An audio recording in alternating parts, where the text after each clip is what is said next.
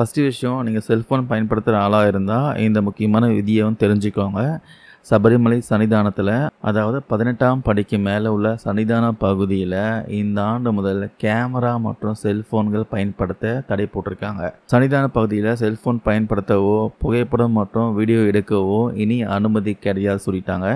பொதுவாக சன்னிதானத்தின் புனித தன்மையை பாதுகாக்கவும் கூட்ட நெரிசலை குறைக்கவும் இந்த முடிவு எடுத்திருக்காங்களாம். அதனால ஐயப்பனை தரிசிக்க செல்லக்கூடிய பக்தர்கள்லாம் 18ஆம் படி ஏறும்போது கேமரா மற்றும் செல்போனை பயன்படுத்தாமல் முழு கவனத்தையும் ஐயப்ப சாமியின் மீது மட்டும் செலுத்த வேண்டும் சொல்லியிருக்காங்க.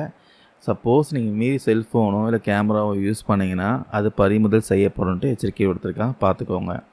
ஸோ 2வது விஷயம் உங்கள் பாதுகாப்பு பற்றியது. உடல் பாதுகாப்பு ரொம்ப முக்கியங்க. நம்ம கேரளாவில் புதுசாக பார்த்தீங்கன்னா ஒரு வைரஸ் ஸ்ப்ரெட் ஆகிட்டுருக்கு. அதாவது மூளையை தின்னும் அமீபாவாம். முக்கியமாக தேங்கிய நீரில் வாழக்கூடிய அமீபாவால் மூளை காய்ச்சல் ஏற்படும் அபாயம் இருக்கிறதுனால பக்தர்கள்லாம் மிகுந்த எச்சரிக்கையுடன் இருக்க வேண்டும்ட்டு மாநில சுகாதாரத்துறை அறிவுறுத்தியிருக்காங்க. முக்கியமாக பம்பையில் நீராடும் பக்தர்கள்லாம் உங்கள் மூக்கு பார்த்தீங்களா, அந்த மூக்கை இரு விரல்களால் அடைத்தபடி நீராட சுகாதாரத்துறை பார்த்தீங்கன்னா அறிவுறுத்தியிருக்காங்க. உங்களுடைய யாத்திரை பாதுகாப்பாகவும் ஆரோக்கியமாகவும் அமைய மிகவும் அவசியங்க.